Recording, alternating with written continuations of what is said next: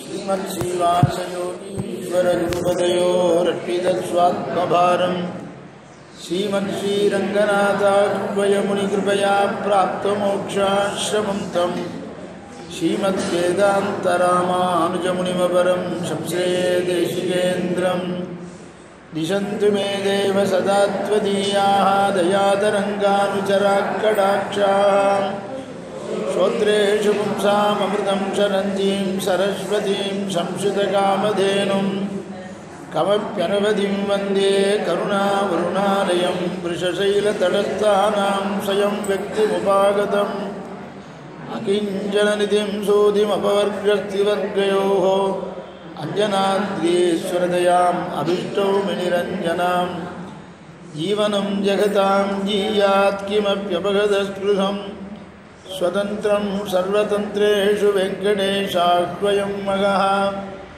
பண்டை நான் மறையும் வேள்வியும் கேள்வி பதங்களும் பதங்களின் பொருளும் பிண்டமாய் விரிந்த பிறங்கொழியனலும் பெருகிய புலனொடு நிலனும் குண்டல் மாருதமும் குறைகடலேழும் ஏழுமா மலைகளும் விசும்பும் அண்டமும் தானாய் நின்ற பெருமான் அரங்கமாநகரமந்தானே வாராவருவாய் வருவின் மாயா மாயாமூர்த்தியாய் ஆறாவதாய் அடியேனாவியகமே தித்திப்பாய் தீராவினைகள் தீர எண்ணையாண்டாய் திருக்குழந்தை ஊரா உனக்காட்பட்டுமடியே நின்னும் உழல்வேணோ கூஜந்தம் ராமராமேதி மதுரம் மதுராட்சரம் ஆருக்கிய கவிதாசாகாம் வந்தே வால்மீகியோகிலம் वाल्मीकिर्मुनिसिंहस्य कवितामनचारिणः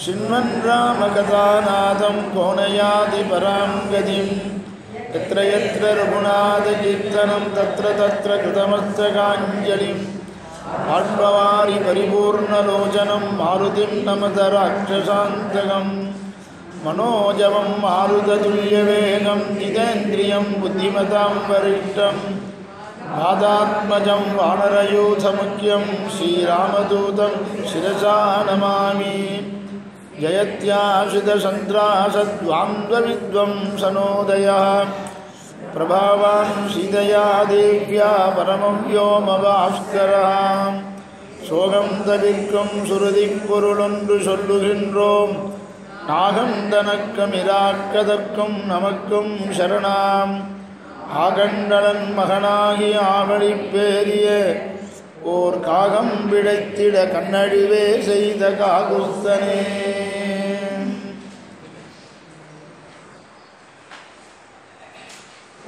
ஆச்சரியமான கம்பநாட்டாழ்வானுடைய அனுபவம். கோசல தேசத்தில் இருக்கக்கூடிய அந்த சரையூ நதி எப்படி பிரவகிக்கிறதுங்கிறத சொல்கிறார். எப்படி தேவலோகத்தில் இருக்கிற அப்சர ஸ்திரீகளுடையதான அத்தனை வஸ்திரங்களும் கங்கா பிரவாகத்தினால் எப்படி அடிச்சுண்டு வருதோ, ஆபரணங்களோடு சேர்ந்து அடிச்சுண்டு வருதோ, திருமங்கை ஆழ்வார் அனுபவித்தாரோ, அதே போல் பிரவாகமானது சரையூ நதியில் கங்கா பிரவாகம் மாதிரி வருதுங்கிறார். அப்படி வஸ்திரங்கள் எல்லாம் அபகரிச்சுண்டு அடிச்சுண்டு வருது அப்படின்னு கேட்டாக்க, எப்படி கிருஷ்ணன்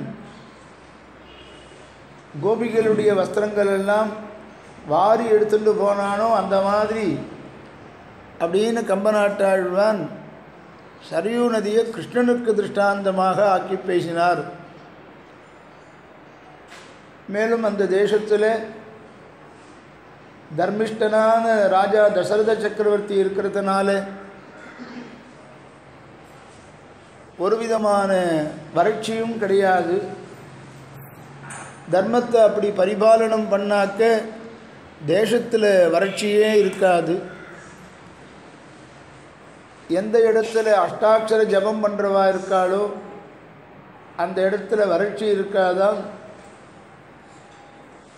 வியாதி இருக்காதான், திருட்டு பயம் இருக்காதுன்னு சொல்கிறார் சாஸ்திரத்தில். ஆக நாமெல்லாம் எந்த அளவுக்கு அஷ்டாட்சர ஜபம் பண்ணுறோமோ அந்த அளவுக்கு தேசத்தில் திருட்டு பயம் இருக்காது, துர்பிக்ஷம் இருக்காதுன்னு சாஸ்திரம் சொல்கிறது. வீதிக்கு வீதி எங்கே பார்த்தாலும் திருட்டாக இருக்கேன்னு யார் அஷ்டாட்சர ஜபம் பண்ணுறோம், அதனால் திருட்டு பயம் இருக்குது. பிராமணர்கள் அவசியம் பண்ணணும். லோகக்ஷேமத்துக்காக, தேசத்தினுடைய நன்மைக்காக பிராமணர்கள் யதா காலத்தில் செய்ய வேண்டிய அனுஷ்டானங்களை செஞ்சால் அந்த தேசம் ரொம்ப நன்னா இருக்கும். எத்திர அஷ்டாட்சர சம்சித்தா மகாபாகோ மகீயத்தே ந தத்ர சஞ்சரிஷ்யந்தி வியாதிஹி துர்பிக்ஷ தஸ்கராஹ. துர்பிக்ஷம் ஏற்படாது, வியாதி ஏற்படாது, திருட்டு பயம் இருக்காதுன்னு சொல்லியிருக்கு. மகான்கள் எங்கே இருக்காளோ அஷ்டாட்சர ஜபம் பண்ணுற மகான்கள். அப்போ என்ன அர்த்தம்னா, சந்தியாவந்தனம் பண்ணி காயத்ரி மகாமந்திர ஜபம் பண்ணினாக்க இவனுக்கு ஒரு தேஜஸ் உண்டு. அந்த காயத்ரி மந்திரத்தோடு சமமான எண்ணிக்கையிலே அஷ்டாட்சர மந்திர ஜபத்தையும் எவன் ஒருவன் பண்ணுகிறானோ அந்த மகான்களை நிறையா தேசத்தில் இருக்கும்படி செய்யணும். ராஜாக்கள்லாம் அப்படி பண்ணியிருக்கா. தசரதன் கேட்க வேண்டாம். சர்வசங்கிரகா, பிராமணர்கள் எல்லாரையும் வரவழைச்சாங்கிறார். பிராமணர்கள் எல்லாரையும் உபச்சாரம் பண்ணினான். ஏன்னா அவனும் வேதத்தை அத்தியனம் பண்ணிவன், வேத வித்துன்னு வேறு வால்மீகி சொல்லியிருக்கார். அதனால் அஷ்டாட்சர ஜபங்கள் எல்லாம் எல்லாரும் பண்ணுறா. அதனால் அந்த தேசமானது விசேஷமாக வறட்சி இல்லாமல் இருக்குன்னு சொல்லிட்டு வர கிரமத்தில் திடீர்னு நினச்சா மலைப்பிரதேசம் ஜலப்பிரவாகமாக ஆயிடும். அப்படிப்பட்ட தர்மத்தோடு இருந்தான்னு சொன்னால் அந்த தேசத்தில் க்ஷேமம் எப்படி இருக்குன்னு பார்த்தா. க்ஷேமம்னா என்ன அர்த்தம் தெரியுமா? முதல்ல நீ க்ஷேமமா அப்படின்னு கேட்குறோம். ஒவ்வொருத்தரையும் க்ஷேமம் குஷலம் விசாரிக்கிறோம், க்ஷேமம் விசாரிக்கிறோம். க்ஷேம தண்டுலம்னு சொல்லுவா கல்யாணங்களில், பார்த்தீங்களா? க்ஷேம தண்டுலம். க்ஷேமம் விசாரிக்கிறதுன்னா என்னென்னா, நம்ம இடத்துல இருக்கிறத காப்பாற்றிக்கிறது. ஒருத்தரை பார்த்து ஒருத்தர் க்ஷேமம் விசாரிக்கிறோன்னாக்க ஆற்றுல காலக்ஷேபங்கள்லாம் நன்னா நடக்கிறதா? தினப்படி ஒவ்வொரு திருமாளிகளையும் வேதாந்த விசாரம் நடக்கும். ஒரு கால விசேஷத்தில் ஒருத்தருக்கு ஒருத்தர் கடிதாசி எழுதும்போது இதை எழுதுவா. அந்த நாளில் தேவரீருடைய திருமாளிகள் நித்திய காலக்ஷேபாதிகள் எல்லாம் செவ்வனே நடக்கிறதாக அறிகிறோம் அப்படின்னு கேட்டுன்னு எழுதுவா. ஒவ்வொரு திருமாளிகளையும் வேதாந்த விசாரம் நடந்துட்டுருக்கோன்னு தெரிகிறது. அவளுக்கு தகுந்த மாதிரி வேதாந்த விசாரம் அனைத்து வர்ணத்தவர்களும் பண்ணுவா. யார் யார் எப்படி வேதாந்த விசாரம் பண்ணணுமோ அந்த அளவுக்கு வேதாந்த விசாரம் நடந்துட்டுருக்கும். அதுதான் க்ஷேமம் க்ஷேமம்னு சொல்கிறது. க்ஷேமமானு கேட்டால் பிரம்மத்தை பற்றின, பகவானை பற்றினதான ஞானத்தை சம்பாதிச்சேலே அதை பற்றின விசாரங்கள்லாம் தொடர்ந்து நடந்துட்டுருக்கா, சம்ரக்ஷணம் பண்ணிட்டுருக்கேளா அப்படின்னு கேட்குறது தான் க்ஷேமம்னு அர்த்தம். லப்தஸ்ய சம்ரக்ஷணம் க்ஷேமா. ஏதோ ஒர்க் பண்ணுறதுன்னு நினச்சிட்டு கிட்டக்க போய் சொல்லுங்க. லப்தஸ்ய சம்ரக்ஷணம் க்ஷேமா. அடையப்பட்டதை ஜாக்கிரதையாக காப்பாற்றிக்கணும். ஆக ஞானத்தை நாம் சம்பாதிச்சா அதை ரக்ஷணம் பண்ணிக்கணுமா. எப்படி ரக்ஷணம் பண்ணுறதுங்கிறதையும் வால்மீகி சொல்லித்தரார். மற்றவர்களுக்கு சொல்லிக் கொடுக்கணும். நாமும் திருப்பி அதை சொல்லிக் கொடுத்த அர்த்தத்தை உரு போடணும். சொல்லி சொல்லி பார்க்கணும். அப்படி மனசில் நல்லா தரிக்க முடியும். ஆக நமக்கெல்லாம் எது க்ஷேமம்னா, நம்மால் அடையப்பட்ட ஞானத்தை தக்க வச்சுக்கிறது, காப்பாற்றிக்கிறது. இதுதான் க்ஷேமமானது. ஆக தசரத சக்கரவர்த்தி இருக்கக்கூடிய அந்த தேசத்தில் எப்படி இருக்குது அப்படின்னா க்ஷேமங்கள்லாம் எப்படி இருக்குன்னார். அந்த தேசத்தில் அகால மரணமே கிடையாதுன்னு சொல்லிட்டு, சிலது சின்ன வயசுலேயே சில பேர் போயிடுறா பாருங்க. இதுதான் அகால மரணம்னு சொல்கிறது. வேதனூல் பிராயம் 100 மனுஷதான் புகுவரேடும்னு சொன்ன மாதிரி வேதத்தில் ஒரு மனுஷனுக்கு 100 வயசுங்கிறது ஒரு கிரமமாக சொல்லியிருக்கு. மனுஷியாளுக்கு, தேவர்களுக்கு ஒரு விதம், கந்தர்வர்களுக்கு ஒரு விதம், மனுஷியாளுக்கு ஒரு விதம். இப்படி மனுஷாலை காட்டிலும் நீண்டு போகும் அவளுக்கெல்லாம். சில ஜந்துக்களுக்கெல்லாம் நம்ம காட்டிலும் குறைஞ்சுட்டே போகும். ஒவ்வொரு ஜீவனும் ஒவ்வொரு பிராணிகளும் எத்தனை நாள் ஜீவிக்கிறது அப்படின்னு சொல்கிறா பாருங்க. அந்த மாதிரி தசரத சக்கரவர்த்தி இருக்கிறதான இந்த தேசத்தில் அகால மரணமே கிடையாதுங்கிறான் கம்பநாட்டாழ்வான். எல்லாம் தீர்காயுஷாக இருக்கான், மரணமே வராதாம், பயப்பட வேண்டாமாம். அது எப்படி சாத்தியம்னு கேட்டால், ஒருத்தர் கூட அகால மரணமே அடைகிறது இல்லையாம் அந்த தேசத்தில். எல்லாரும் தீர்காயுஷாக இருக்கலாம், நீண்ட வயதோடு இருக்கலாம். அது சாத்தியமாக எங்கேயாவது 1-2 தட்டுக்கிட்டு போகாதா அப்படின்னு அந்த தேசம் அப்படி அப்படின்னா கம்பன் சொல்கிறார் பாருங்க. நம்ம உபனிஷத்தினுடைய அர்த்தத்தெல்லாம் கம்பநாட்டு ஆழ்வான்னு பேசுகிறார். ஆக பரம ஸ்ரீ வைஷ்ணவர் கம்பநாட்டு ஆழ்வான், அதில் ஒன்றும் சந்தேகமே கிடையாது. விசிஷ்டாத்விதி சித்தாந்தத்தை அப்படியே காண்பிக்கிறார். கர்மாவை ஒத்துக்காழ்வா சில பேர் கர்ம பலனை அனுபவிக்கிறதுக்கோதரம் சரீரத்தை எடுக்கிறோன்னு நாமெல்லாம் எடுத்துக்கிறோன்னு சொல்கிறோம். கர்மாவை எத்தனை பேர் ஒத்துண்டா? கர்ம பலனை அனுபவிக்கிறதுக்கு தான் இந்த சரீரத்தை நாம் எடுத்துக்கிறோன்னு எத்தனை பேர் ஒத்துண்டா? பாருங்கோ, கம்பநாட்டாழ்வான் பேசுகிறான், சரீரம் வேறு, கர்ம பலனை அனுபவிக்கிற ஆத்மா வேறு. அந்த தசரத சக்கரவர்த்தி இருக்கக்கூடிய இந்த தேசத்தில் அகாலமே கிடையாது. ஏன் தெரியுமா? கூற்றமில்லை ஓர் குற்றம் இல்லாமையால். கம்பநாட்டாழ்வாண்டி பாசுரம், இது ஒரு பாசுரம் சொன்னால் கூட போதும். கூற்றம் இல்லை ஓர் குற்றம் இல்லாமையால். குற்றம்னு இங்கே சொல்கிறது பாபம்னு அர்த்தம். பாபம் பண்ணியிருந்தான அகால மரணம் ஏற்படுறதுக்கு பிரசக்தி இருக்குது. அந்த தேசத்தில் பாபம் பண்ணினவாலே யாரும் கிடையாது. புண்ணியம் பண்ணியிருந்தால் தீர்காயுஷாக இருக்கா. புண்ணியம் பண்ணியிருந்தால் இங்கேயே இருக்க முடியாதுங்கிற விஷயம் வேறு. ஒரு நாள் மரணத்தை அடைஞ்சு தான் ஆகணும். ஜாதஸ்ரீகி துருவோ மிருத்யு துருவம் ஜன்ம மிருதஸ்ய அப்படின்னு சாஸ்திரம். இறந்தவனுக்கு மரணம் உண்டு. இருக்கிற பர்யந்தம் சௌக்கியமாக இருக்கிறதுங்கிறதுக்கு வேண்டிய சுகிருதம் பண்ணியிருந்தால் சௌக்கியமாக இருக்கலாம்.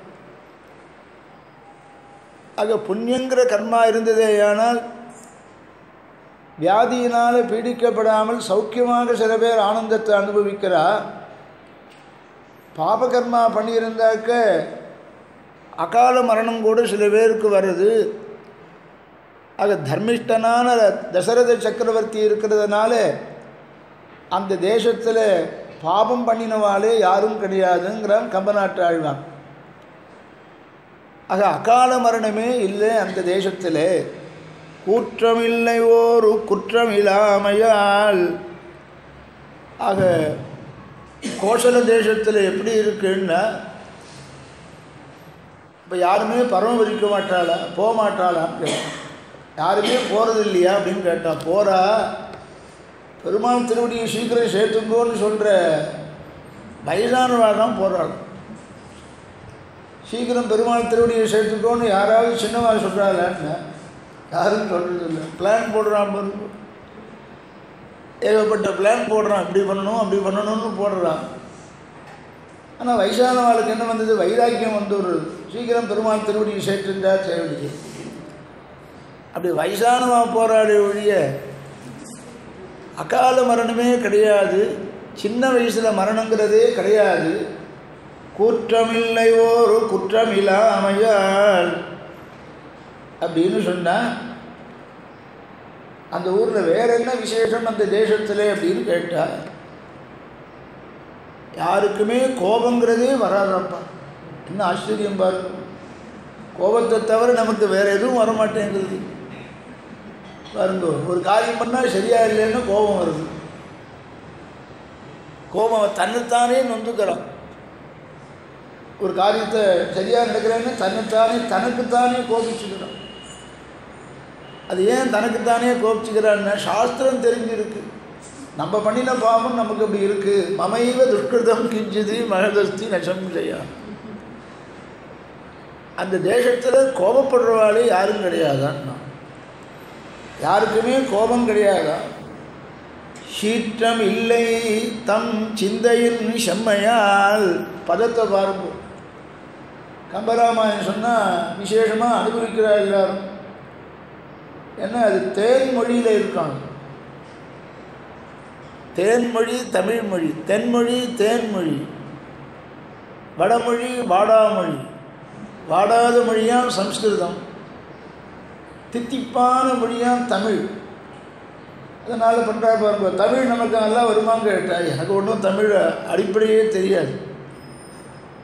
ஆச்சாரியன் பக்கத்தில் இருந்ததுனால ஏதோ இந்த பாசுரங்கள்லாம் ஏதோ ஒரு சொல்லி வச்சதுனால சொல்லுவேன், அவ்வளோதான். ஒவ்வொரு பாஷையினுடைய ஞானம் வரணுன்னால ஜன்மாந்தர சுகிருதம் இருந்தால் தான் வரும். சம்ஸ்கிருத ஞானம் இருந்தாலும் சரி, வேறு மொழிகளுடைய ஞானம் ஏற்படணுன்னாலும் ஜன்மாந்தர சுகிருதம் இருக்கணும். இந்த புலமை அப்பொழுது தான் வரும். அந்த ஊரில் யாருமே கோபப்படுறது கிடையாதான். ஆச்சாரியனுக்கு கூட கோபம் வர்றது கிடையாதான். சிஷ்யனுக்கு கூட கோபம் வர்றது கிடையாதா அப்படின்னு. ஆச்சாரியாவுக்கு கோபம் வராமல் இருக்கிறது அவள் சாஸ்திரம் தெரிஞ்சவா, நியாயம். சிஷ்யனுக்கு கோபம் வருமே, எதுக்கெடுத்தாலும் கோபிச்சுப்பானே அப்படிங்கிற. அதுக்கு பதில் சொல்கிறார் கம்பன். சீற்றமில்லை தம் சிந்தையின் செம்மையால். மனசை பக்குவப்படுத்தி வச்சுக்கிறான். மனசை நாம் சொல்கிறபடி இந்திரியத்தை வச்சுட்டாக்க எங்கிருந்து வரும் கோபம்? அடக்கிங்கோங்கிறாங்க. கோபம் வரும்னு தெரியுது. இந்த கோபம் இந்த பண்ணுற காரியத்துக்கு வந்தே ஆகணும். கோபம்னாலும் நீங்கள் சாஸ்திரம் படிச்சுவா, தர்மசாஸ்திரம் தெரிஞ்சவா, கோபத்தை அடக்கிங்கோ. அப்படிப்பட்டவாளாம் அங்கே. சீற்றம் இல்லை தம் சிந்தையின் செம்மையால். ரொம்ப அழகாக பேசுகிறா பாருங்கோ. யாருக்குமே கோபம் வராதுன்னு. பர்த்தாவுக்கும் வராதான், பாரியைக்கும் வராதான். ஆண்டவன் சாதிப்பார். பர்த்தாவுக்கும் வராது, பாரியைக்கும் வராதான். புத்திரனுக்கும் கோபம் வராதான், தகப்பனாருக்கும் கோபம் வராதான். ஏன்னா புத்திரன் எப்படி இருக்கணுமோ அப்படி புத்திரன் இருக்கான். அதனால் தகப்பனார் கோபிச்சுக்க வேண்டிய அவசியமே இல்லை. மனசை பக்குவமாக வச்சுருக்கான் புத்திரன். அதனால் சிக்ஷிக்க வேண்டிய தகப்பனாரும் சிக்ஷிக்காதில்லை. ஏன் சிக்ஷிக்கலைன்னா பையன் தப்பு பண்ணாதானே அவருக்கு கோபம் வரும். அப்படி அந்த மனசை பக்குவமாக வச்சுருக்கான்னு புத்திரன்னா. அது மாத்திரம் இல்லையா, கம்பன் சொல்கிறாரு பாருங்க. யாருக்குமே கோபம் வராதான. வேலைக்காரால் கூட கோபம் வராதான் பாருங்க. இது விட்டு போச்சு, இதை தொட அதை தொட என்ன திருப்பி. ஆமாம், நீங்கள் வந்து வேறு வேலை என்ன உங்களுக்காக சொல்லிகிட்டே இருக்கு. இந்த தூசி இருக்குது அதை தட்டிக்க அப்படின்னு. இந்த மேலே அப்படியே பெருக்கிட்டு போய் அப்படின்னு கோபம் உள்ளுக்குள்ளே அவளுக்கு வந்துடும். வெளியில் சொல்லிக்கலைன்னாலும் கூட கோபம் வந்துடும். அந்த தேசத்தில் இருக்கிற வேலைக்காரர்களுக்கு கூட கோபம் வரலேங்கிறார் சுவாமி. ஏன்னா அவ்வளவு மனசு பக்குவமாக இருக்கான். தசரத சக்கரவர்த்தி அப்படி ராஜ்ய பரிபாலனம் பண்ணுறானாம். ஒருத்தருக்கு கூட கோபம் வரலையான்னா. இதனால தம் சிந்தையின் செம்மையால். அவ்வளவு பக்குவமாக சிந்தையை வச்சுட்டு இருக்கான். அதனால்தான் ஆழ்வார் பேசும் பொழுது, ஏ மனதே துயரரு சுடரடி தொழுதழன் மனனே. இந்த மனசுங்கிற 11வது இந்திரியத்தை மாத்திரம் நாம் பக்குவமாக வச்சுட்டாக்க நாம் காமக்ரோதத்துக்கு வசப்பட மாட்டோம்.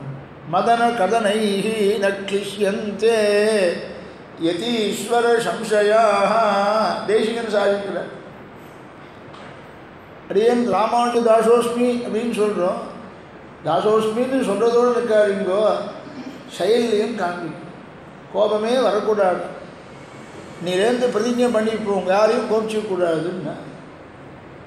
கோபிச்சிக்கூடாதுன்னு சொல்லிட்டு இருப்போம். வாசலில் போன உடனே நான் கதா காலக்ஷேபத்துக்கு போயிட்டு வரேன், இங்கேயே எதுவும் போனாக்கா இங்கேயோ பூட்டிட்டு வெளில போயிருப்போம். பார்க்கும்போது எங்கேயே நான் காலக்ஷேபத்துக்கு போயிட்டு வரேன், நான் வந்துடுறேன், தோடி வந்துடுறேன். எங்கேயாவது பூட்டின்னு போயிருந்தா என்ன வரும்னா கோபம் அப்போ தான் வருது. அப்போ தான் கோபத்தை பற்றி மகாத்மியம் கேட்டுட்டு வந்திருக்காரு. கோபம் வரக்கூடாதுன்னு பிரபாவன் சொல்லியிருக்கா, கேட்டுட்டு வந்திருக்கா. கோபம் வந்துடுது பாருங்க. கேட்குறமே ஒழிய அனுஷ்டானத்தில் கொண்டு வரலை. சொல்கிற வாழ்க்கை உட்பட சேர்த்து தான் சொல்கிறேன், கேட்குற வாழ்க்கை மாத்திரம் இல்லை, சொல்கிற வாழ்க்கையும் சேர்த்து தான் சொல்கிறேன். ஆக யாருக்குமே தம் சிந்தையின் செம்மையால். அடுத்து சொன்னால் அங்கே இருக்கிறவாள்லாம் எப்படி பண்ணுறாருன்னா எல்லாம் தர்மிஷ்டர்களாக இருக்கலாம், தர்மம் தெரிஞ்சவாளாக இருக்கலாம். ஆற்ற நல்லறம் அல்லது இல்லாமையால். எல்லாருமே தர்மத்தை தவிர அதர்ம மார்க்கத்தில் யாருமே போகலையா. அல்லது இல்லாமையால் எல்லாரும் தர்மிஷ்டர்களாக இருக்காளன்னா ஏன்னா தர்மத்தை தவிர வேறு ஒன்றும் தெரியல. அவள் தர்மத்தை செஞ்சு செஞ்சு அதுவே பழக்கமானதுனால அதர்ம வழியில் யாருமே போல. ஏற்றமல்லது இழி தகுவு இல்லையே. எல்லாமே உயர்ந்த விஷயமே, அல்லது ஏற்றம்னா உயர்ந்த வஸ்துன்னு அர்த்தம். இது உயர்ந்தது தாழ்ந்தது அப்படின்னு நாமெல்லாம் பாகுபாடு பார்க்குறோமே, அங்கே எப்படி இருக்குன்னு கேட்டால் எல்லாமே உசந்த வஸ்து தான். பகவத் சங்கல்பத்தினால எல்லாம் உசந்த வஸ்துவாகவே தெரிகிறதான். கண்ணுக்கு தெரியறதெல்லாம் அப்படியே உயர்ந்த வஸ்துவாகவே தெரிகிறதான். தாழ்ந்த விஷயம்னு எந்த ஒரு விஷயத்தையும் சொல்ல முடியாதான் அயோத்தியிலே. அப்படிப்பட்டது நாட்டுப்படலத்தில் பேசுகிறான் கவி சக்கரவர்த்தி. ஆதிகவின்னு வால்மீகி பேர், கவி சக்கரவர்த்தின்னு பேர் கம்பநாட்டு ஆழ்வான். கவிகளுக்குள்ளே சக்கரவர்த்தின்னு சொன்னாக்க கவி கம்பநாட்டு ஆழ்வானை தான் சொல்லணுமா. தர்மத்தை எவ்வளோ எடுத்து சொல்கிறாரு பாருங்கோ. யாரும் தர்மநெறி கெட்டு போகிறவா யாருமே கிடையாது. வழிகெட்டு போகிறாளா யாராவது, கெடுதலான வழியை பின்பற்றுறாளா யாராவதுன்னு கேட்டால் வழிகட்டு போகிற மனுஷாலே யாரும் கிடையாது. தர்ம மார்க்கத்திலேயே நெறி போயின்னு இருக்கு. கீதையில் என்ன சொன்னார் பகவான்னு கேட்டார். ஆழ்வார் சாதிக்கிறார், நெறியெல்லாம் எடுத்துரைத்த நிறைஞானத்தொரு மூர்த்தி.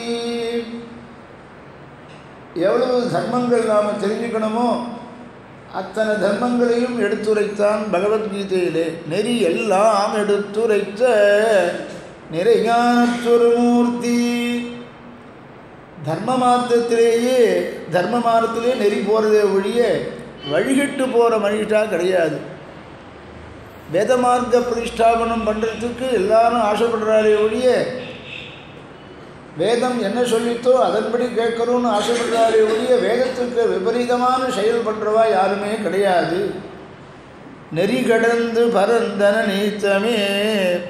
அப்படி பிரவாகம்தான் நெறி கடந்து போகிறதான். சரியு நதி இந்த தீர்த்தம் பிரவாகமானது அவ்வளோ வேகமாக ஓடி வருதான். அதை வேணா சொல்லலாமே ஒழிய மற்றபடி அந்த தேசத்தில் தர்மத்தை தவறி நடந்தவான்னு யாருமே சொல்ல முடியாது. குறி அழிந்தன குங்குமத்தோள்களே அப்படின்னா, குறி அழிந்தன. குறின்னாக்க ஏதாவது ஒரு அடையாளம். லலாட்டம் இருக்கு, நெத்தி இருக்கு, அந்த நெத்தி சூன்யமாக இருக்கவே கூடாது. எப்போ பார்த்தாலும் ஏதாவது ஒரு அடையாளம் சின்னம் இருந்துட்டே இருக்கணுமா. இது கம்பநாட்டு ஆழ்வான் பேசுகிறாரு பார்த்து. நெத்தி பாழாக இருக்கக்கூடாதுங்கிறார். விபூதியோ அல்லது திருவனோ கடைசி பட்சம் ஸ்ரீசூர்ணமாவது அப்படிங்கிறா பார்த்து. ஏண்டா வெறும் ஸ்ரீசூர்ணமாவது இட்டக்கூடாது, வெறும் ஸ்ரீசூர்ணமாவது இட்டக்கூடாதுன்னு என்ன அர்த்தம்? ஸ்ரீசூர்ணம் தனியாக இட்டக்கூடாது, திருமணோடு சேர்ந்து தான் இட்டுக்கணும். பெருமாள் பிராட்டியை ஆவாகனம் பண்ணி திருமணம் இட்டுக்கிறோம், பெருமாள் ஆவாகனம் பண்ணி திருமணம் இட்டுக்கிறோம், பிராட்டியை ஆவாகனம் பண்ணி ஸ்ரீசூர்ணம் இட்டுக்கிறோம். அதனால் அந்த நாள்லாம் ஸ்ரீசூர்ணம் ஆற்றுலையே பண்ணுற வழக்கம் உண்டோ இல்லையோ, அது பிரதிஷ்டை பண்ணி பிராட்டியை ஆவாகனம் பண்ணி ஸ்ரீசூர்ணத்தை இட்டுக்கிறது. இப்போ யார் பண்ணுற அரிசியை ஊற வச்சு காய வச்சு அதை போட்டு மஞ்சள் போட்டு இடித்து உணர்த்தி யார் பண்ணுறா? மந்திரத்தினால பிரதிஷ்டை யார் பண்ணுறார்? சுவாமி. சுவாமிகள் உட்பட எல்லாரும் இந்த சாக் பீஸ் தான் வாங்கிட்டு வராங்க. தெற்கு வாசல் ரங்கவிலாசம் இருக்கிறது பாருங்க, சாக் பீஸ் இருக்கிறது தெரியுமா? அப்படி என்ன இருக்கிறா பாருங்க, நெத்தியில் குங்குமம் இல்லாமல் யாருமே இல்லையாங்கிறார். ஸ்திரீகள் அப்படி இருக்கா, புருஷா திறமன் இட்டு இருக்கா, ஏதோ ஒரு ரேகையாவது இட்டுக்கணுமா, வெறுமை இருக்கக்கூடாதான். குறி அழிந்தன குங்குமத்தோள்களே ஆகையினால அங்கே நெத்தியில் இட்டுக்காதவா யாரும் கிடையாதாங்க. தர்மசாஸ்திரங்கள் சொல்கிறது, கீழிருந்து மேல் நோக்கி இடுறது புன்றம், ஊர்த்வ புன்றம்னு பேர். கீழிருந்து மேல் நோக்கி இட்டால் அதுக்கு ஊர்த்வ புன்றம்னு பேர். திரியக் புன்றம்னு பேர். திரியக் புன்றம்னு சொன்னால் இப்படி குறுக்க இட்டுக்கிறது, அதுக்கு திரியக் புன்றம்னு பேர். ஊர்த்வ புன்றம் தான் நாமெல்லாம் இட்டுக்கிறோம். இங்கேருந்து ஆரம்பித்து இட்டுக்கணும், கீழேருந்து ஆரம்பிச்சு இட்டுக்கணும். இப்படி ஒரு சைடு இப்படி ஒரு பக்கம் வச்சுட்டு இந்த பக்கம் ஒரு பக்கம் வச்சுட்டு அப்புறம் கீழே பாதத்தில் இழுப்பான். அது கூட கீழே முதல்ல பாதத்தில் இட்டுண்டு அப்புறம் இட்டுக்கணும். அப்படி வெறும் லலாட்டம் இருக்கக்கூடாது. அப்படி அந்த தேசத்தில் இருந்தவாள்லாம் எப்படி இருந்தேன்னா, ஏண்டா வெறும் நெத்தியோடு வந்துருக்கு ஒன்றும் இட்டுக்கலையான்னு, இட்டுன்னா எல்லாம் அழிஞ்சு போச்சுன்ட்டோம். சில திருமணம் பாருங்கோ, காற்றால் பலன்னு இருக்கும், கொஞ்ச நாள் வீட்டிலலாம் அழிஞ்சு போயிடும். அழியாத திருமணம் கொடுங்க. திருநாராயணபுரத்து திருமணம் இருந்தால் கூட அழிஞ்சு போயிடுது. இப்போ திருவேந்திபுரத்துலேருந்து திருமணம் வரும் தெரியுமா? திருவேந்திபுரம் நடுநாட்டு திருப்பதி, தேசியனுடைய சம்பந்தம் பெற்றது. அந்த திருமணம் திருவேந்திபுரம் திருமணம் இட்டுப்பார், அது அழியவே அழியாது. அதிகமாக அயோத்தியிலேருந்து வாழ்ந்திருக்கேன் திருமணங்கிறார். உதாரண சுவாமி திருமண் தானம் பண்ணுறார். விசேஷம் இருந்தாக்க திருமண் ஸ்ரீசூர்ணம் வச்சு ஒரு பொட்டியில் வச்சு கொடுத்துட்றாப்பார். ஏண்டா கொடுக்குறான்னு பார்த்தா, திருமணம் இட்டுக்காமல் இருக்கக்கூடாது, நெத்தி பாழாக இருக்கக்கூடாது, அது சில சமயத்தில் தான் அப்படி இருக்கணும். அப்படி ஆச்சரியமா குறி அழிந்தின குங்குமத்தோள்களே. அங்கே இருக்கிறவா அத்தனை பேரும் ஏதாவது லல்லாடத்தில் இட்டுண்டே இருக்கா. யாராவது குறுகி போகிறது உண்டான்னு கேட்டான். குறுகி போகிறதுன்னு என்ன அர்த்தம்னா, குறுகி போகிறதுன்னு ஏழையாக போகிறது உண்டா அப்படின்னு கேட்டால், யாராவது ஒரு ஏழை உண்டான்னு இல்லவே நன்னக்க. தனிகன் ஏழையாவது உண்டா? நிறைய ஐஸ்வர்யம் இருக்குது, திடீர்னு நம்ம ஐஸ்வர்யம்லாம் இருக்கிற இடம் தெரியாமல் போயிடுத்து, எங்கேயோ கொடுத்து ஏமாந்துட்டோம் அப்படின்னு சொல்கிறாப்போ. தனிகன் ஏழையாவது உண்டான்னா இல்லவே இல்லை அப்படின்னா. ஏன்னு கேட்டால், எப்பொழுதும் ஐஸ்வர்யம் தேயறதே கிடையாது, ஐஸ்வர்யம் குறையிறதே கிடையாது. விருத்தி ஆயின்றிருக்கே ஒழிய ஐஸ்வர்யம் குறையிறதே கிடையாது. பின்ன எது தேய்கிறது எது குறையிறதுன்னு கேட்டால், சிறிய மங்கையும் தேயும் மருங்குளே அப்படின்னு கேட்டார். இது ரொம்ப அழகாக சொல்கிறா. எது தேயறதுன்னு, ஐஸ்வர்யம் தேயலையாம், குறைஞ்சி போகலையாம். சிறிய மங்கையும் தேயும் மருங்குளே. சிறிய மங்கைன்னு யார்? பெண்களுடையதான இடுப்பு தான் தேயறது. கம்பன் பாருங்கள், இடுப்பு தான் தேயறதான். என்ன இது வர்ணிச்சிருக்காருன்னா, செவ்வாய் சிறு மருங்குள் அவரும் பேசியிருக்காரு, ஆண்டாளும் பேசியிருக்காரு. சாஸ்திரத்தில் எப்படி இருக்கோ அப்படி உத்தம ஜாதி ஸ்திரீயாவர், அப்படி உத்தமமான நாரியினுடைய லட்சணம் சொல்லியிருக்கா. அப்படிப்பட்ட ஸ்திரீகள் தான் அந்த ஊரில் இருந்திருக்கா. அது தேஞ்சு போகிறதே ஒழிய ஐஸ்வர்யம் தேஞ்சு போகிறதுங்கிறது அந்த தேசத்தில் இல்லவே இல்லை. இது அவ்வளவும் எதுக்கு இவ்வளோ தூரம் வர்ணிக்கணுமா? அயோத்தியாவுக்கு முடிச்சுட்டு சீக்கிரம் யாகத்துக்கு போகலாமே, புத்திரகாமேஷ்டி யாகத்துக்கு போகலாமேன்னா, இந்த தேசத்தில் இதெல்லாம் நன்னா இருந்தால் தான் அந்த யாகம் பண்ணால் யாகத்தினுடைய பலன் கிடைக்கும். தேசத்தை சரியாக பார்த்துக்காம நான் அஸ்வமேத யாகம் பண்ணுறேன், புத்திரகாமேஷ்டி யாகம் பண்ணுறேன்னா பலன் வேணும்னாக்கா முதல்ல அந்த இடம் முதல்ல எல்லாத்துலேயும் சுத்தமாக இருக்கணும்.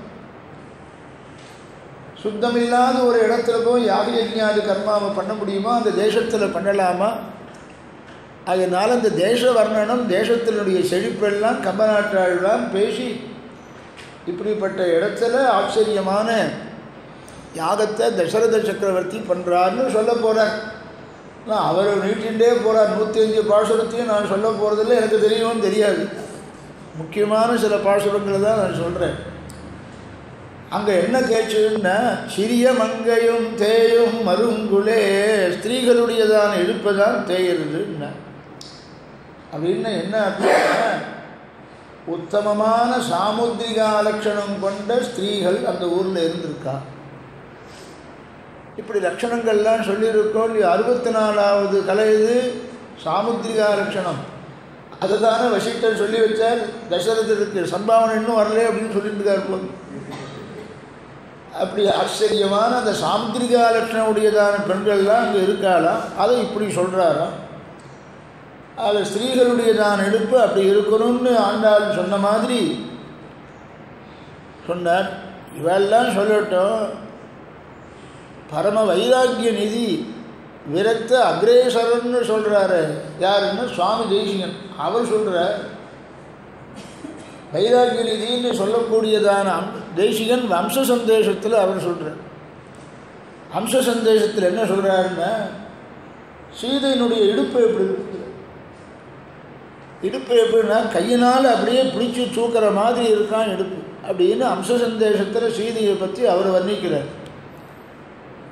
இங்கே இடுப்பை பற்றி வர்ணிக்கிறதுன்னு எது தத்துவார்த்தம்னு கேட்டாக்க, இடுப்புன்னு சொல்கிறது வைராக்கியம்னு அர்த்தம்.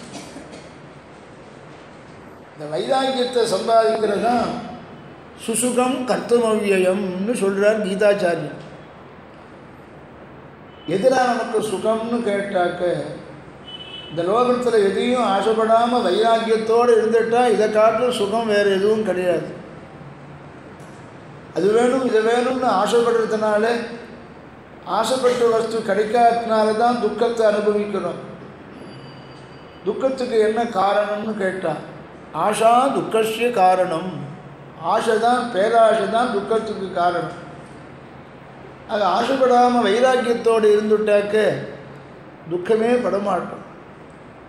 அப்படி சிறுமருங்குன்னு அங்கே சொல்கிறதுனாக்க வைராக்கியத்தை சொல்கிறது சுவாமி தேசிகனும் அப்படி சொல்கிறார்.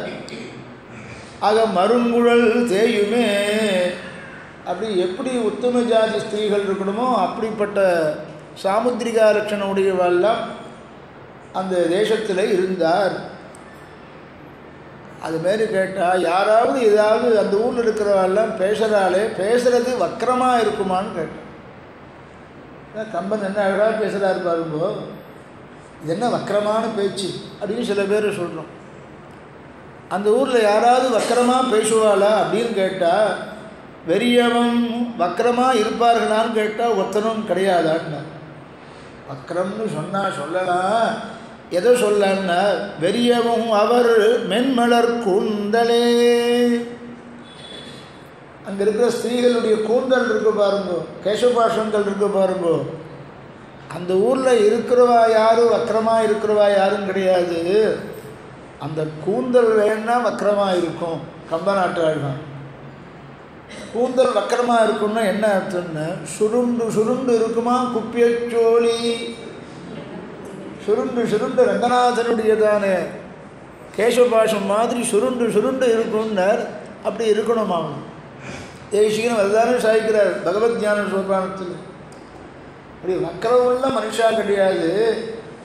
தலைகேசம் வேணாக்க வக்கரமாக இருக்கும், சுருட்ட மயிர் இருக்குமா ரொம்ப ஜாஸ்தியாக. அப்போ என்ன அர்த்தம்ல, கூந்தலில் வக்கரம் இருக்கணும், மனுஷா வக்கரமாக இருக்கக்கூடாது. கூந்தல் வக்கரமாக சுருண்டு சுருண்டு இருக்கலாம்னு சாஸ்திரம் சொல்லி இருக்கான்.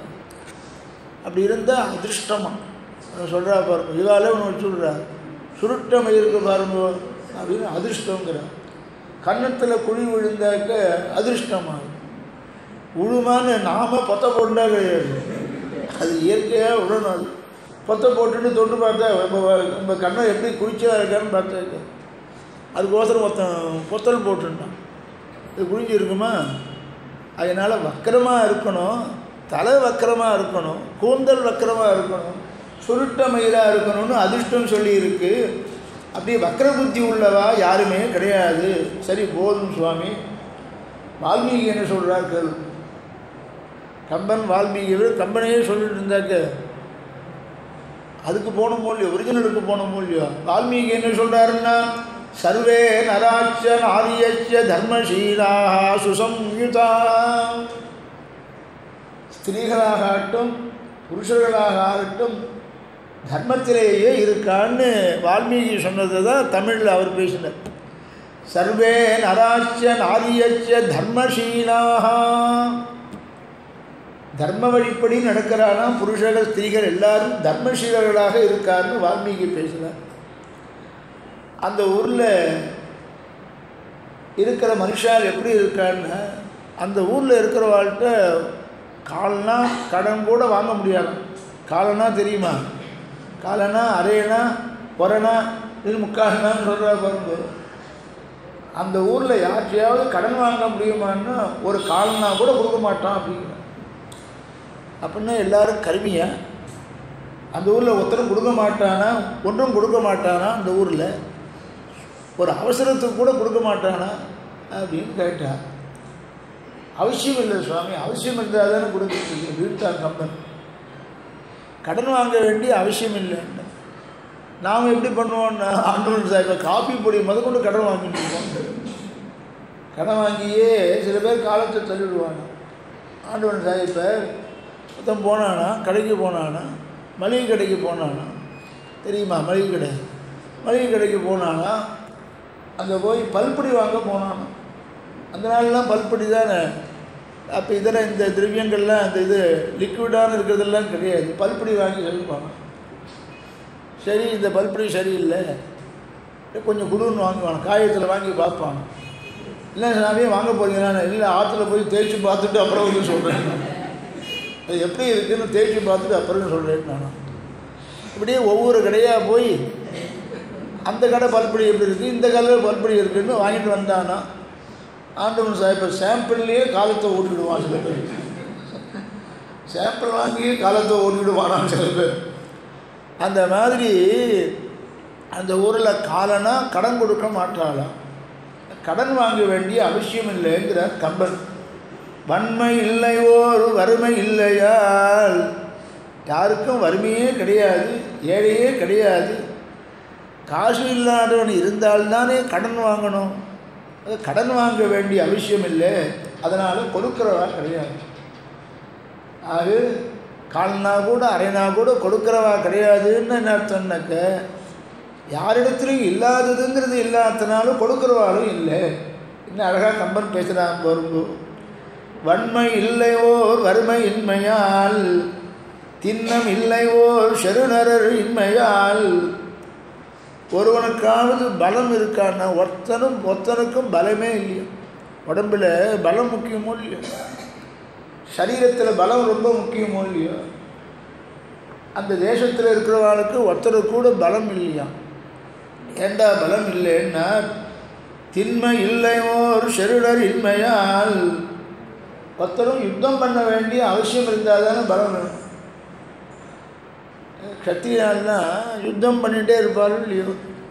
யுத்தம் பண்ணுறதுக்கு அவசியமே இல்லையா, அதனால் பலம் இல்லையா? யுத்தத்துக்கு தகுந்த மாதிரி போகிறதா இருந்தால் நல்ல பலம் இருக்கணும். யுத்தம் பண்ணுறவாளே கிடையாதுன்னா விரோதிகளே கிடையாதான். இவனை காட்டிலும் இன்னும் இவன் பலசாலின்னு ஒருத்தரையும் சொல்ல முடியாதான்.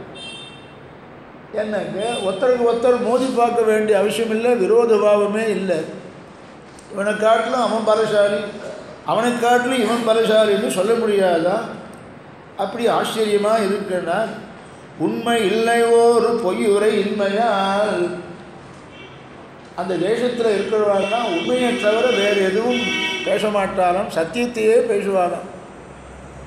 சத்தியவாதினா எல்லாமே உண்மையே பேசுகிறாளாம். அதனால் என்ன ஆச்சு அப்படின்னு கேட்டால், உண்மை பேசுகிறவாங்கிற பெருமைப்படும்படி யாருமே கிடையாது. இந்த சுவாமி உண்மையைத்தான் சொல்லுவார் அப்படின்னு குறிப்பிட்டு ஒருத்தர் சொல்லும்படியாக யாரும் இல்லைன்னு அர்த்தம். ஏன்னா ஒவ்வொருத்தரும் அப்படியே இருக்கிறதுனால இந்த சுவாமி உண்மையை தவிர வேறு எதையும் பேச மாட்டார்னு சொன்னாக்க பொய் சொல்கிறவா இருந்தாக்க இந்த சுவாமி உண்மையை சொல்கிறவான்னு சொல்லலாம். பொய் சொல்கிறவாளே அங்கே யாரும் இல்லையே. அதுதான் அழகாக கம்பன் பேசுகிறார். உண்மை இல்லை ஓர் பொய்யுரை இல்மையால். பொய் சொல்கிறவாளே லோகத்தில் அந்த தேசத்தில் யாரும் இல்லாததுனால இவர் தான் உண்மையை பேசினார்னு சொல்ல முடியாதபடி இருக்கார். போதுமா? வர்ணனம் போதும், மேலே போகலாமா? ஞானசூன்யன் அப்படின்னு சில பேர் சொல்கிற, ஞானமே கிடையாது.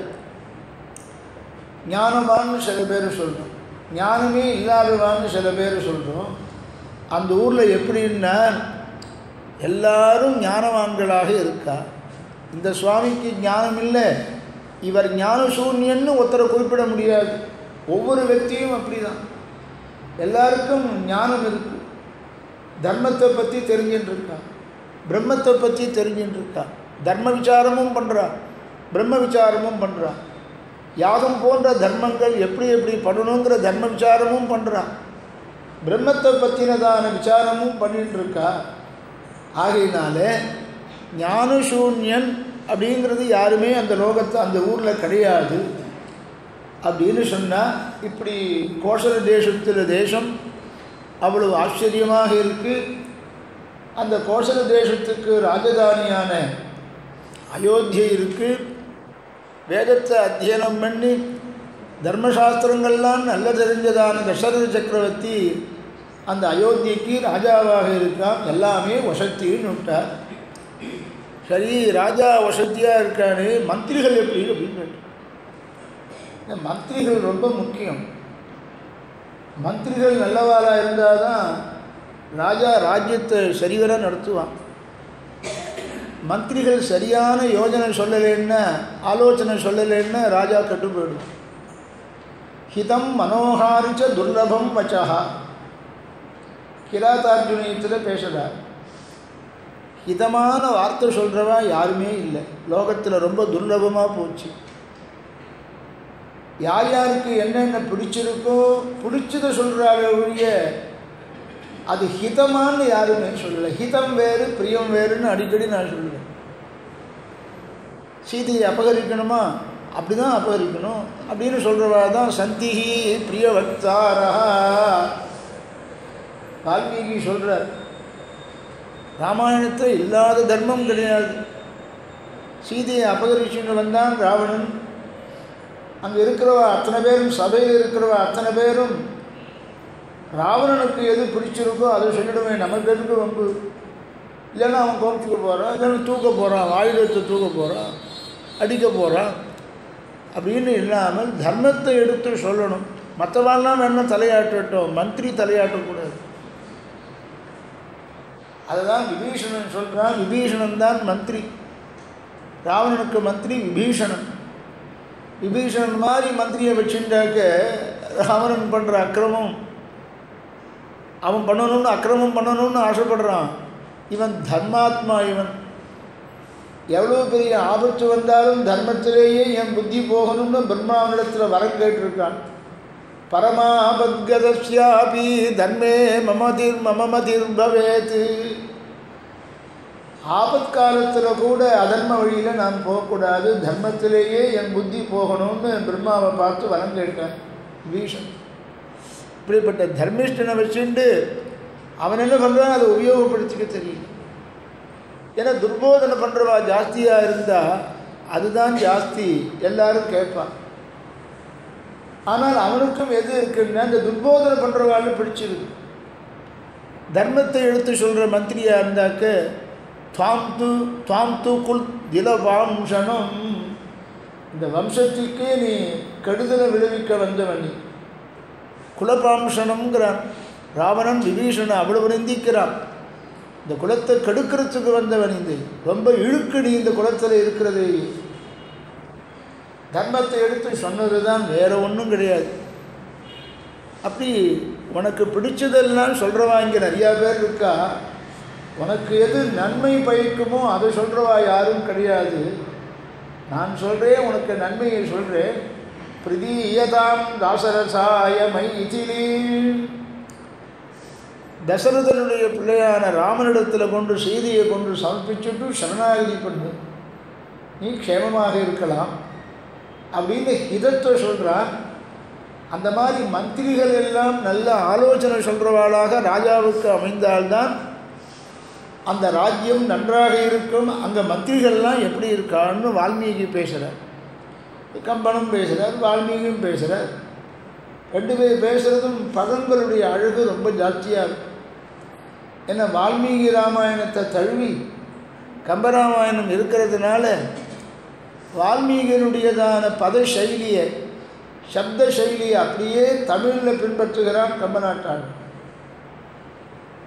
வால்மீகி பகவான் அவனை சொல்கிறா, கம்பநாட்டு ஆழ்வான்னு சொல்கிறான். வால்மீகி ஆழ்வான்னு சொல்கிறார். வால்மீகி பகவான், கம்பநாட்டு ஆழ்வான். கம்ப பகவான் அப்படின்னு சொல்கிறார்.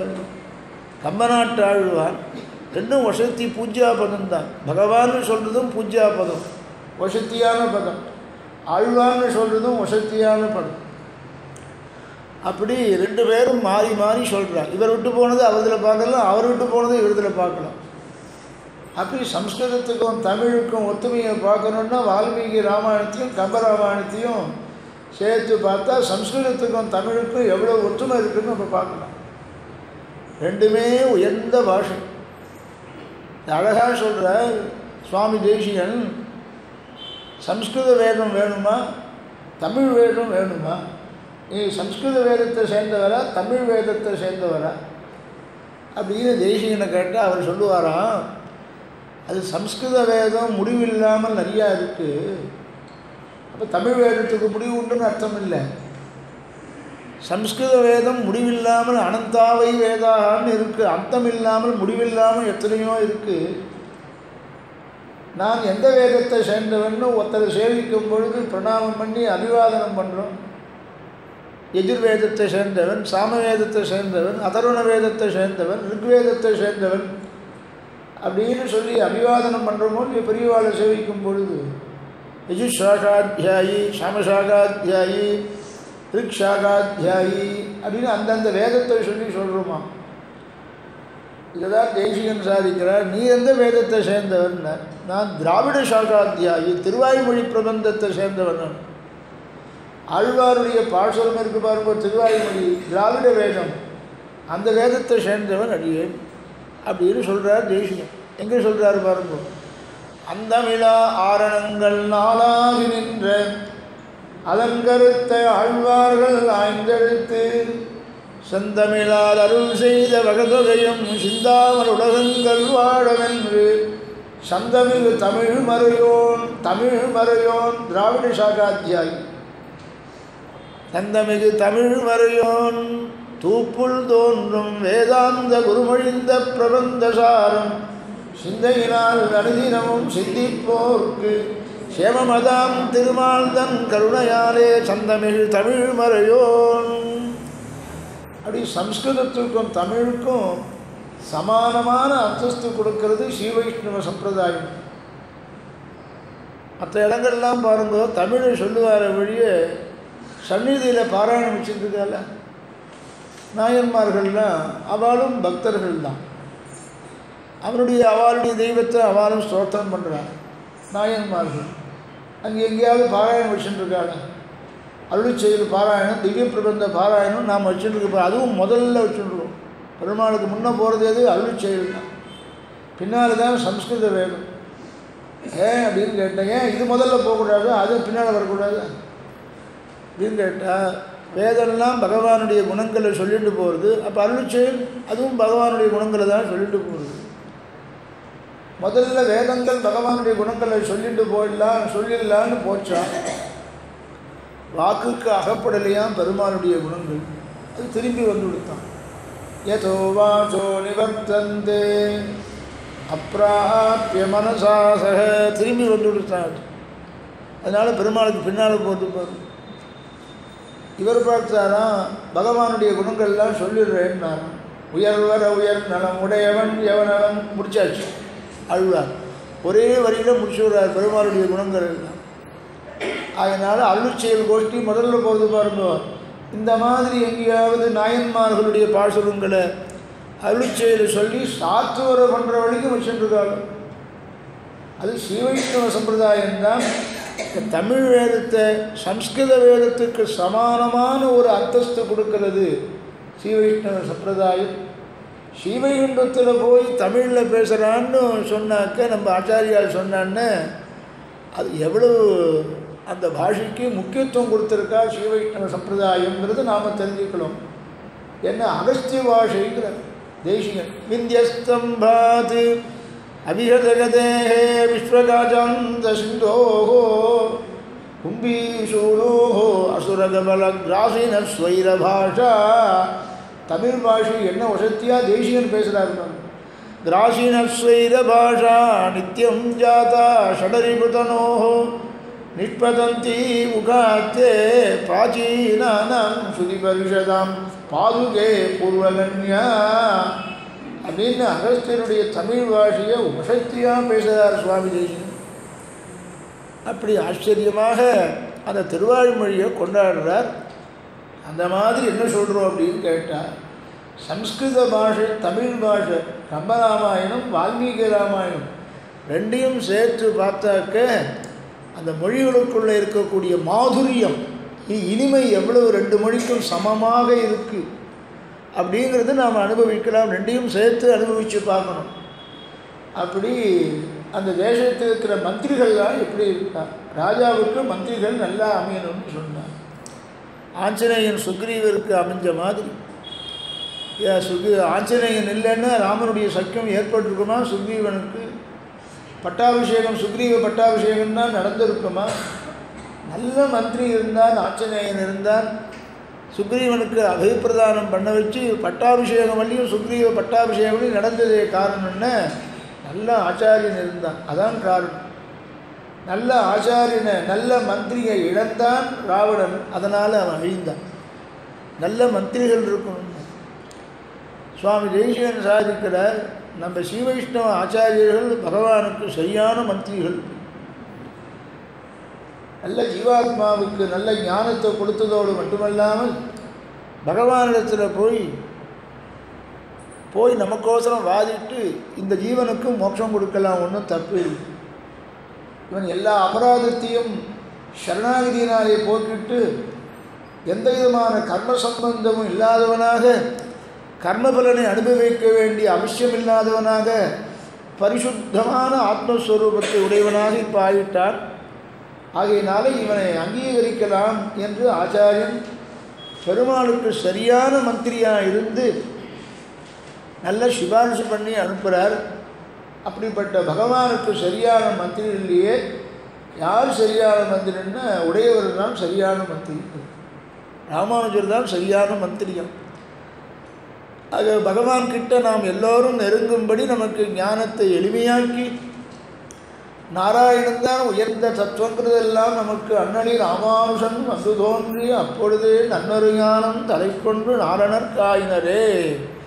எப்போ ஸ்ரீபெரும்புதூரில் வந்து அவதாரம் பண்ணினாரோ அப்பொழுது எல்லாருக்கும் நாராயணனுக்கு அடிமை, நாராயணனை சேர்ந்தவா நாம அப்படிங்கிற நாராயண சப்தத்தினுடைய அர்த்தத்தை எல்லாம் நமக்கு புரிய வச்சு அவன் திருவடியில் நாம் கைங்கரியம் பண்ணுறது தான் வசத்திங்கிறது ஞானம்.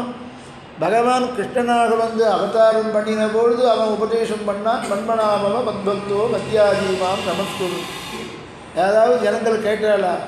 இல்லை, கீதையை கேட்டுண்டா உபதேசம் பண்ணும்போது நல்லா இருந்தது. கீதோபதேசம் பண்ணும்பொழுது நல்லா சாவியமாக கேட்கும்படி இருந்தது. அனுஷ்டானம் பண்ணாலன்னா பாண்டவாலே மோட்சத்துக்கு போலியே, கிருஷ்ணனையே ஆசிரியிச்சாலே மோட்சத்துக்கு எங்கே போனான்? அவன் சொர்க்காரோகணம் தானே பண்ணான். பாருங்க, பீமன் போன வழின்னு காமிக்கிறான். பத்ரிகா ஆசிரமத்தில் போனால் பீமன் இப்படி போனான், நகுல சகாதேவர் இப்படி போனார், தர்மபுத்திரர் இப்படி போனார் அப்படின்னு அங்கே காமிக்கிறார். பாருங்க, பத்ரிகா ஆசிரமத்தில் சொர்க்கத்துக்கு போனான்னு சொல்லி பெருமாள் கிட்டவே இருக்கார். சரணாகதி பண்ணிட்டு மோட்சத்தை கேட்டுக்கலாமோ இல்லையோ? பெருமாளையே குறைப்பட்டுக்கிறார். இவ்வளவு நெருங்கி நான் பழகினேன், எங்களிடத்துல மோட்சம் வேணும்னு கேட்குறேன்னா மிருதூகி பரிபூயது. ரொம்ப நெருங்கினா தப்புப்பா, மோட்சம் வேணும்னு கேட்கக்கூடாதோ. மோட்சம் கேட்பான்னு நினச்சி அவன் நெருங்கி பழகினா மோட்சத்தை கேட்க மாட்டேங்கிறான். பெருமாள் வருத்தப்பட்டிருந்தார். அவஜானந்தி மாம் மூடாஹாம் மாருஷீம் தனுமாஸ்ரிதம் பரம்பாவமஜானந்தா மமபூதமகேஸ்வரம் அப்படின்னு சொல்கிறாரு. வருத்தப்பட்டுன்றான். ஜனங்கள் என்னை புரிஞ்சிக்கல, என்னை மனுஷன்னு நினச்சிருந்தாரே ஒழிய பரத்வங்கிற புத்தி இல்லையே, ஈஸ்வர தத்துவங்கிற புத்தி இல்லையே. ஈஸ்வர தத்துவம் நம்மிடத்தில் நெருங்கி வந்து பழகிறது அப்படின்னு யாரும் தெரிஞ்சுட்டாக்க எல்லாரும் மோட்சத்தைன்னு கேட்டிருப்பா அப்படின்னு வருத்தப்படணும்னானா, அந்த வருத்தத்தை போக்குறதுக்கோசரம் கிருஷ்ணன் என்ன பண்ணாருன்னா, நம்ம ஈஸ்வர தத்துவம் போட்டுண்டு போன வேஷம் சரியில்லை, அதுதான் தப்பு.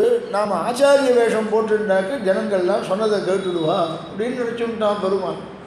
மண்மிசையோனிகள் தோறும் பிறந்து எங்கள் மாதவனே கண்ணுரனுக்கிலும் காண இல்லா உலகோர்களெல்லாம் அண்ணலி ராமானுசன் வந்து தோன்றிய அப்பொழுதே.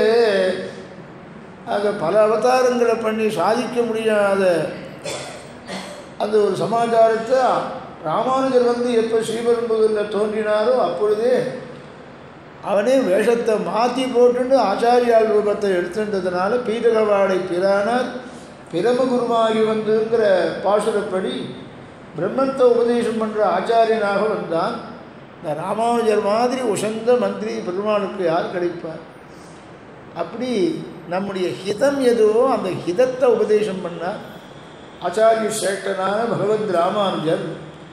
அந்த மாதிரி தசரத சக்கரவர்த்திக்கு மந்திரிகள்லாம் எப்படி அமைஞ்சிருந்தான்னு கேட்டால், மந்திரிகள் எல்லாம் அமையணுமா? தஸ்ய அமர்த்தியாக, அமர்த்தியாகனா மந்திரிகள்னு அர்த்தம். தஸ்ய அமர்த்தியாக குணைஹி ஆசன்னு இக்ஷ்வாகோஹோது இக்ஷ்வாகஹாது மகாத்மனஹ. இக்ஷ்வாகு வம்சத்து ராஜாவான தசரத சக்கரவர்த்திக்கு நல்ல மந்திரிகள் அமைஞ்சா, குணமுள்ள மந்திரிகள் அமைஞ்சா. இது ரொம்ப கஷ்டம். இது மந்திரஜாச்ச இங்கிதஜாச்ச என்ன விசேஷம் போடுறார் பாருங்கோ வால்மீகி. மந்திரஜாச்ச அயோத்தியில் மந்திரிகள் எல்லாரும் எப்படி இருக்கான்னா, மந்திரஜாக மந்திராலோசனை பண்ணுறான்னு சொல்கிறா பாருங்க. என்ன அர்த்தம்னா, நல்லா ஆலோசனை நல்லா சொல்கிறவாளாக இருக்கா, மந்திராலோசனை பண்ணுறா அப்படின்னு சொல்கிறாரு. மந்திரஜாக ராஜாவுக்கு எது சேயஸோ எது நன்மையோ அப்படிப்பட்ட ஆலோசனையை சொல்லி இப்படி நீ பண்ணணும் அப்படின்னு சொல்கிறவாளாக இருக்காலாம் தசரத சக்கரவர்த்திக்கு அமைந்த மந்திரிகள். மந்திரஜாச்ச இங்கிதஜாச்ச. இங்கிதஜாகான்னு சொன்ன ஜாடியிலேயே எல்லா தர்மத்தையும் காமிப்பாளா, ஜாடியினாலேயே பேசுவாள். அருளுச்செயல் 4000 திவ்ய பிரபந்தத்தினாலேயே பேசுகிறவாள்லாம் உண்டு தெரியுமா? 4000 திவ்ய பிரபந்தத்தினால் எப்படி பேசுகிறதுன்னு நம்ம மாதிரி தமிழில் பேசுகிற மாதிரி இருக்கும். ஆனால் நிறையா வார்த்தைகளை சொல்லாமல் ஆழ்வார்கள் பாசுரங்களாலேயே பேசுகிறவாள்லாம் இருக்கும். திருக்குழந்தை ஆண்டவன் பாசுரத்தினாலேயே பேசுவார். அப்படி பேசுகிறவா இருக்கிறார். பெங்களூரில் கர்நாடக தேசத்தில் ஒருத்தர் திவ்ய பிரபந்தத்திலேயே ஆண்டவன்கிட்ட பேசுவார். அப்படின்லாம் இருக்கார். இப்போ கூட இருக்காரா? ஆழ்வார் திருநகரியில் ஒருத்தர் இருக்கார், பிரம்மச்சாரி. அவர் இங்கே ஸ்ரீரங்கத்துக்கெல்லாம் பாராயணத்துக்கெல்லாம் கூட வருவார். அவரை பார்த்துருக்கா வரலன்னா அவர் திவ்ய பிரபந்தம் பூர்ணமாக தெரிஞ்சவர். ஸ்ரீரங்கம் வந்து அங்கே ஆற்றுக்கு வராமல் போக மாட்டார். தென்னாச்சாரிய சம்பிரதாயத்தை சேர்ந்தவர் தான் அவர். அருள்செயலிலேயே ஆண்டவன்கிட்ட பேசுவார். அப்படின்னா என்ன பேசுவார்னா பாசுரத்தினாலேயே பேசுறது. அது ஒரு அழகு, தனி அழகு. ரசித்தாதான் அது தெரியும். அது பாசுரம் பூர்த்தியாக தெரிஞ்சால் தான் பேச முடியும். அதுக்கோசரம் பாசுரத்தினால் பேசுகிறேன்னு பாசுரங்கள் பூர்ணமாக தெரியணும், அர்த்தத்தோடு தெரியணும். அந்தந்த சந்தர்ப்பத்தில் எந்த அர்த்தத்தை தெரியப்படுத்துகிறோமோ அந்த அர்த்தத்தை தெரியப்படுத்துகிற பாசுரம் தெரிஞ்சிருக்கணும். அந்த பாசுரத்தினாலேயே பேசுவாங்க. 1-2 சாத்து மாதிரி வரும். அந்த மாதிரி தசரதனுக்கு அமைஞ்ச மந்திரிகள் எல்லாரும் எப்படிப்பட்டவான்னு அமந்திரஜா, நல்ல ஆலோசனை சொல்கிறவா. அதே சமயத்தில் இங்கிதஜாச்ச ஜாடியினாலேயே பேசுவாளா, புரிஞ்சுட்டு பேசுவாளாம். ஜாடியினாலேயே புரிஞ்சுக்குவாளாம், அதுக்கு தகுந்த மாதிரி பேசுவாளாம். நித்தியம் பிரியஹிதே ரதாக, எப்பொழுதும் ராஜாவுக்கும் சரி பிரஜைகளுக்கும் சரி எது நன்மை கொடுக்குமோ அந்த நன்மையான விஷயத்தையே பேசுவான்னு வால்மீகி சொல்கிறார். பரஸ்பர அனுரக்தாட்ச அப்படின்னா மந்திரிகள்னால் நிறையா பேர் இருக்காங்க இல்லையா? ஒரு சபைன்னா ஒவ்வொரு போர்ட்போலியோவுக்கும் ஒவ்வொரு மந்திரி உண்டான். ஆண்டவன் வாய்ப்பு ஒவ்வொரு இது இருக்கும் இல்லையோ, ஒவ்வொரு காரியம் இருக்குது, ஒவ்வொருத்துக்கும் ஒரு மந்திரிகள் இருப்பாராம். இவா எப்படி இருப்பாலாம்? பரஸ்பரம் அனுரக்தாக பரஸ்பரம் அனுரக்தாக, ஒருவருக்கொருவர் பிரியமாக இருப்பாள். இவனை கண்டா அவனுக்கு பிடிக்காது, அவனை கண்டா இவனுக்கு பிடிக்காதுன்னு சாதிப்பாரான். ஃபைனான்ஸ் மினிஸ்டரை கண்டாக்க அக்ரிகல்ச்சர் மினிஸ்டருக்கு பிடிக்காதான் ஆண்டவன் சாதிப்பார். அக்ரிகல்ச்சர் மினிஸ்டரை பார்த்தாக்க இன்னொரு எஜுகேஷன் மினிஸ்டருக்கு பிடிக்காது. இவன் சொல்கிறது அவனுக்கு பிடிக்காது, அவன் சொல்கிறது இவனுக்கு பிடிக்காதுன்னு. பெங்களூரில் ஸ்ரீமத் ராமாயணன் சாதித்தார். சாதிக்கும்போது இதெல்லாம் சொல்லுவார் அவர். நான் சொல்கிறேன், அவர் சொல்கிறதா நாம் சொல்ல முடியுமா? இருந்தாலும் சொல்லிடுறேன். ஆனால் அவர் சொன்னதை வச்சு சொல்லிடுறேன். ஒருத்தருக்கு ஒருத்தர் பிடிக்காது. யாருக்கு பிடிக்காதுன்னா, இந்த ஃபைனான்ஸ் மந்திரிக்கு அக்ரிகல்ச்சர் மந்திரி பிடிக்காதான், ஹெல்த் மினிஸ்டருக்கு இவனை கண்டா எஜுகேஷன் மினிஸ்டர் கண்டா பிடிக்காது. ஒருத்தருக்கு ஒருத்தர் பிடிக்காதான். பெங்களூரில் உபன்யாசம் ராசிட்டு இருப்பார். அப்போ அந்த சமயத்தை அந்த மாரி சொல்லுவேன். எடியூரப்பாவை கண்டா ஈஸ்வரப்பாவுக்கு பிடிக்காதான், ஈஸ்வரப்பாவை கண்டா முனியப்பாவுக்கு பிடிக்காதான். அந்த இடத்துக்கு தகுந்த மாதிரி தைரியமான சாட்சியாகும். ஒரு நாள் ஸ்ரீமத் ராமாயணம் உபன்யாசம் பண்ணிட்டாச்சு. அப்போ சரோஜினி மகிஷின்னு ஒரு சென்ட்ரல் மினிஸ்டர், அவன் நல்ல சம்ஸ்கிருதம் பேசுவான். அவள் ஆண்டன் உபன்யாசத்தை கேட்பான். ஜெயநகர் ஆசிரமத்தில் உபன்யாசம் நடக்கும், மல்லேஸ்வரத்தில் நடக்கும். எங்கே நடந்தாலும் அந்த மினிஸ்டர் அங்கே கேம்ப் போட்டுன்னு வந்துடுவான். ஆண்டன் உபன்யாசத்தை கேட்கணும்னு. சரோஜினி மகிஷின்னு பேர். அவள் மினிஸ்டராகவே இருந்தார். ஒரு புக்ஸ் எல்லாம் கூட வெளியிட்டார். ரங்கப்பிரியா சுவாமி எழுந்தாரும் இல்லையோ, அவர் ஒரு ப்ரொஃபஸராக இருந்தார். அவர் புஸ்தகம் எழுதி அதை வெளியிடணும் அப்படிங்கிறதுக்கோசரம் ஆண்டவன் வெளியிடணும்னா ஜெயநகர் ஆசிரமத்தில் இருந்தது. அப்போ சரோஜினி மகிழ்ச்சியை வரவழைக்கணும் அப்படின்னு அந்த ரங்கப்பிரியா சுவாமி ஆண்டவன்ட்ட சாதிச்சு. அவர் பிரம்மச்சாரி, அப்போ ப்ரொஃபஸராக இருந்தபோது பிரம்மச்சாரி. அப்புறம் சன்னியாசம் பண்ணிட்டு ரொம்ப நாள் பெங்களூர்லேருந்து இப்போ தான் 2 வருஷத்துக்கு முன்னால் பரவ வச்சார். நல்ல யோகி, யோகத்தினாலேயே சாட்சாத்காரம் பண்ணுவார், ஜீவ சாட்சாத்காரம் பண்ணுவார், இந்திரியத்தெல்லாம் அடக்குவார். அதை நெத்தியில் பார்த்தாலே அது எப்படி யோகிங்கிறது அப்படியே படைச்சுண்டு வரும். அதை பார்க்கும்போது நாராயண சப்தத்தை தவிர வேறு எந்த சப்தத்தையும் அவர் வாக்கிலேருந்து பார்க்கவே முடியாது. இப்படிப்பட்ட சுவாமி அவர். அப்போ வரவழைச்சார். அப்போ ராமாயண உபன்யாசம் ஆரம்பித்து வைக்கிற அன்றைக்கி ஆண்டவன் இது சொல்லியாச்சு. அப்போ ஒரு மினிஸ்டர் சேர்ந்துவாங்க. அந்த மாதிரி இங்கே இந்த தைரியமாக சொல்லியாச்சு ஆண்டவன். ஒருத்தருக்கு இது பிடிக்காது, இந்த மந்திரிக்கு அவனை கண்டா பிடிக்காது, அவனை கண்டா எனக்கு பிடிக்காதுன்னு அவன் பேரை சொல்லி ஆகிடுத்தாங்க அந்த ஊரில். இப்போ 3 அப்பாவும் அங்கே இருக்கா அந்த ஊரில். எடியூரப்பா, ஈஸ்வரப்பா, முனியப்பா எல்லாம் 3 பேர் அங்கே இருக்காளாம். அதெல்லாம் சொல்லியாச்சு. இங்கே அயோத்தியில் எப்படி தசரத சக்கரவர்த்திக்கு அமைஞ்ச மந்திரிகள் எப்படி அப்படின்னு கேட்டால், பரஸ்பரமனுரக்தா, ஒரு மந்திரி இன்னொரு மந்திரிகிட்ட பிரியமாக இருக்கான். இப்படி ஒருத்தருக்கு ஒருத்தர் பிரியமாக இருக்காளாம். நீதிமந்தோ பகுஸ்ருதாக, எல்லா மந்திரிகளும் நீதி சாஸ்திரம் தெரிஞ்சிருக்காங்க. நீதி சாஸ்திரம் தெரிஞ்சுக்கான். மந்திரிகளுக்கு நீதி சாஸ்திரம் தெரியணுமா என்ன அர்த்தம்னா நல்லா படித்தவாள்னு அர்த்தம். தர்மம் எப்படி சொல்லியிருக்கோ அப்படி ராஜ்ய பரிபாலனம் ராஜா பண்ணுறதுக்கு அனுகுணமாக மந்திரிகளும் இருக்கணுமோ இல்லையோ. சில இடத்துல மந்திரிகளால் கெட்ட பேர் வந்துவிடும். அது எல்லாரும் நீதி சாஸ்திரம் படித்தவாளாக இருக்காளாம் மந்திரிகள்லாம். நீதிமந்தோ பகுஸ்ருதாக, பகுஸ்ருதாக தாங்கள் படித்து சாஸ்திரத்தை தெரிஞ்சுட்டுருக்கா, மற்றவன் சொல்லி அதையும் கேட்குறவாளாகவும் இருக்காளாம். நான் மந்திரி, நீ சொல்லி நான் என்ன கேட்குறது அப்படின்னு மந்திரிகள் இல்லையா. பகுஸ்ருதாக அப்படின்னு கேட்டால் என்னென்னா நீதி யாத்திரம் நல்லா தெரிஞ்சவாளாக இருக்கலாம். ஆண்டவன் சாதிப்பார். தேர்ட் ஃபார்ம் படித்து ஃபெயிலானவா, தேர்ட் ஃபார்ம்லேயே ஃபெயிலானவாள்லாம் கிடையாதான் மந்திரிகள்லாம். எல்லாம் படித்தவாளாம், எல்லாருமே சாஸ்திரம் தெரிஞ்சவாளான்னா. ஸ்ரீமந்தச்ச மகாத்மானः சாஸ்திரஜ்ஞாः திருடவிக்ரமாः.